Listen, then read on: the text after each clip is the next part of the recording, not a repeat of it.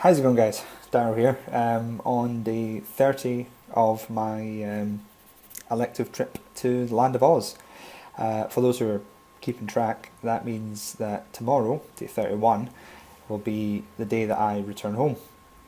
So today has been my last full proper day in Melbourne, which is quite sad since I've been here for so long. But at the same time, I am kind of at the point where I'm really ready to get back home. Sadly, to get home, that requires a flight, or 3 flights, from Melbourne to Perth, Perth to Abu Dhabi, and Abu Dhabi up to Edinburgh, and the whole journey itself taking just over 24 hours, or bang on 24 hours. So don't look forward to that, but I look forward to the end result of being back home, back in my own bed. So this is my last week. I tried to make the most of it. I had to think at the start of the week of what I had to do. What have I seen? What do I still want to see? There's a few things that I wish I still had done, but a mixture of timing, a mixture of just the weather not being that great, a mixture of having other things getting done, money, all that sort of stuff. It just kind of meant that some things I wanted to do get pushed past, but they were all kind of things that's a bit more outside the city. So down the Great Ocean Road, go to the rainforest and things down there, go up the Grampian Mountains into the Yarra Valley. If I had more time free and the weather was a bit nicer, maybe I would have done it. But anyway, it just means that I have an excuse to come back to Melbourne at some point in the future. This week, I went on the Monday because I had to find out when my supervisor was going to be in to get everything signed off, so then I would be able to finish uni properly. And found out that my supervisor would be on a Thursday, so I didn't go in until Thursday. Tuesday and Wednesday I did a mixture of things. Went to the Science Museum, saw a lightning show. They made lightning bolts and things, which was quite cool. I went to the Immigration Museum, which was really interesting because I know nothing about Australian history. And this showed, it was a story from 1830s when Melbourne was kind of starting up as part of the British colony. Right up to the present and all the way through all the different things that happened and all the racism. That was a big thing. Australians back in the day were so racist, like absolutely racist. They taxed, if you weren't white or European, whatever, you had no chance in hell of having a good life in Melbourne, which is a bit sad. And it took until the mid-90s until finally started repealing all these old and ancient laws that said that like a Chinese person who wanted to visit had to pay hundreds of dollars in tax or on the for landing fees and things like that.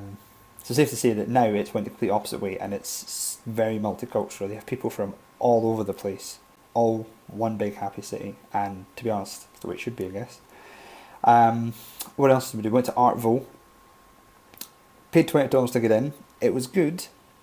Not $20 good. It's just basically like a sort of a contemporary art gallery where instead of the art just be you standing look at it, you get involved in the art.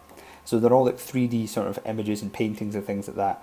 And you can take photos of it at certain angles that makes it look like it's a real thing happening. So I managed to get a few quite good photos. Some were quite trippy. Some were quite rubbish. You walk in, the first couple aren't too great, which makes you think, oh God, what have I spent my money on? But as they kind of went through, they got quite good as well. Finished off the Wednesday with going to the Sky Deck. Sky Deck's on the 88th floor of the Eureka Tower, which is and isn't the tallest building in the Southern Hemisphere.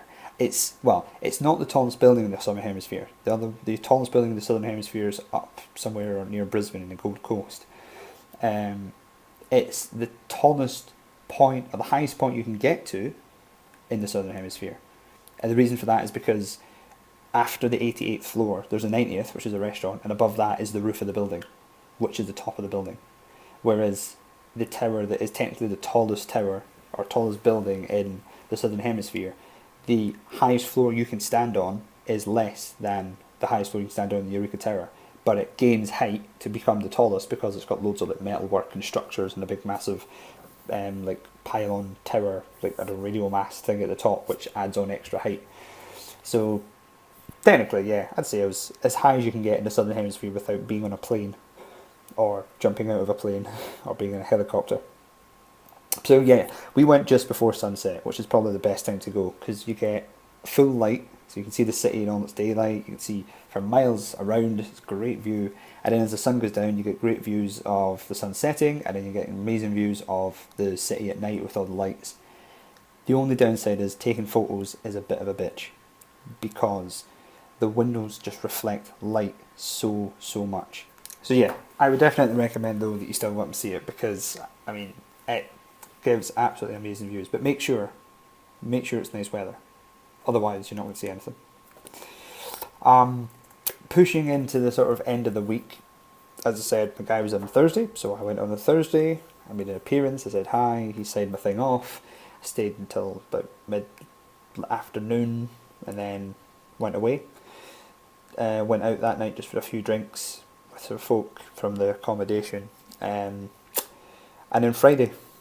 So as I said at the start of the week, this was my last week as a medical student, and Friday was the last day of being a medical student.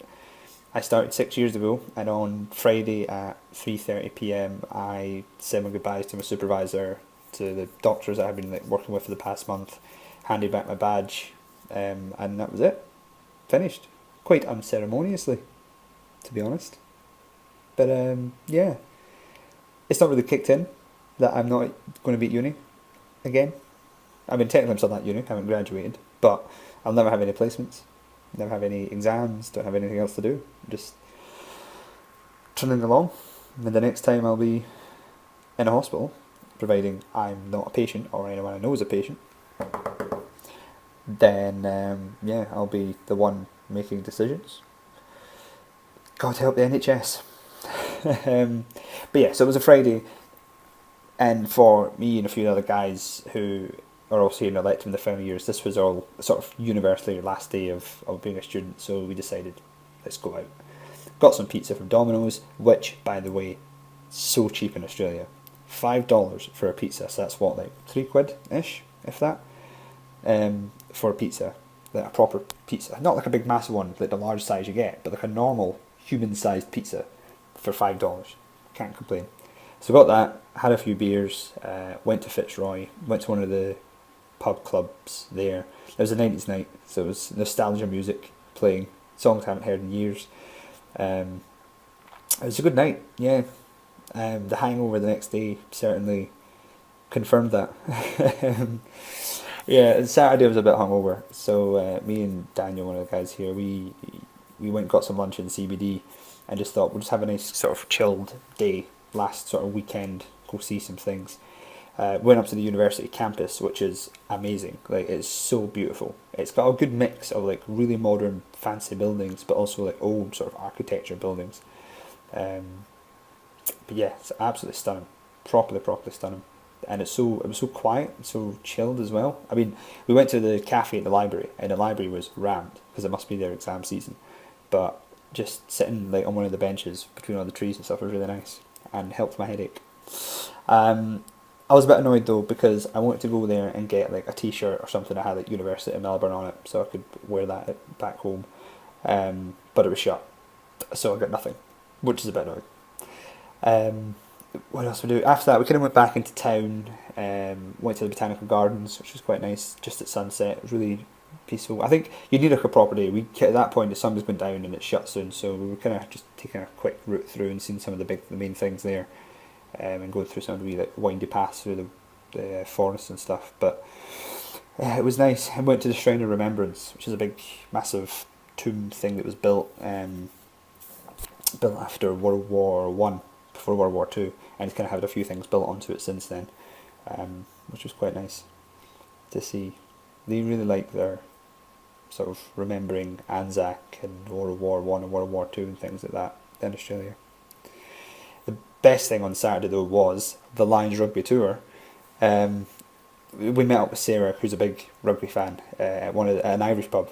We thought we need to find somewhere that shows the Lions match, and by chance found an Irish pub when I was searching around in Google Maps, just in South Bank. So we went there, and we got there at a good time. We got there about half an hour before it kicked off, which meant we actually managed to get some seats, get a few drinks, and watch what was really quite a dull match, and quite a poor performance by the Lions. But we'll take a win. Can't complain about that. Yeah, it was good to have a few drinks. Then after that, we went kind of down the street a bit and upstairs to this German restaurant called Pop House, I think it was called. Um, got a nice steak there and whatnot. It was nice little last proper dinner together in Melbourne before we head back. Yeah, so Sunday today, as I said, last proper day of my trip to Melbourne. The three of us in the building. We went to down to South Bank and got some breakfast. Well, got some brunch because it was just before lunchtime. I got a nice standard big breakfast: sausage, eggs, bacon. What else was in it? Steak, chips. Bit weird. Toast, avocado. Never tried it. Tried it. Not a fan of it. All those hipsters can enjoy their avocado and toast. Not for me. I'll stick with jam or butter. And then we just after that kind of just went and did our own little thing. So I went up to the library and up that side of the CBD. The library is nice, really really nice. Like libraries in the UK, well, some of the libraries in the UK are pretty poor in comparisons. When I see that, got a big massive reading room, dome roof, loads of books and stuff in it on the fourth floor or third floor, which is quite cool. And it had loads of free exhibits on and stuff, which was just had a quick wander around. I ended up actually when I went out, it was quite sunny, so I just thought I'll just sit on this bench. Well, I was going to sit on the bench and kind of enjoy the sun for a bit, just people watch. And they have like giant chess outside the building, and I ended up just kind of sitting down and watching this chess match go on. I myself am terrible at chess, but it's easy enough to sit and critique other people from afar. And then after that, I wandered just in through the CBD itself, down Burke Street, through all the shops. Didn't buy anything. One, because I don't have any money left, and two, because I don't have any space left in my luggage. Yeah, got an ice cream and then came back to the accommodation, and that was my last day here, because here I am now making this video. But yeah, so my plan for tonight really is to go and just get some cheap dinner somewhere, because I've only got like $15 left and I don't really want to take any more money out or having to spend any more money.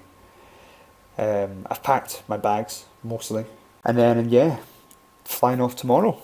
Early start, leave the accommodation at about 9:30, get to the airport at about 10:30, check my bags in and everything, and then fly out from Melbourne at about 12:30 and say goodbye to Melbourne. I'm not saying goodbye to Australia yet, because I have to fly from there over to Perth, which is about 4 hours flight, and I've got a 2 hour transfer at Perth airport, and then from there, then I can say goodbye to Australia as I fly up to Abu Dhabi and then up to Edinburgh to arrive back at about 7:20 on Tuesday. So it's going to be a long day tomorrow.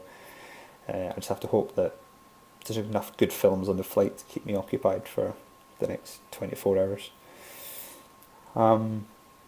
Yeah, I think I'll leave it at that for this video. I'll make one when I get back home on the Tuesday, because I need to do something to keep myself awake to help me beat the jet lag. Yeah, when I can, I guess, reflect on everything I've done and everything I've seen.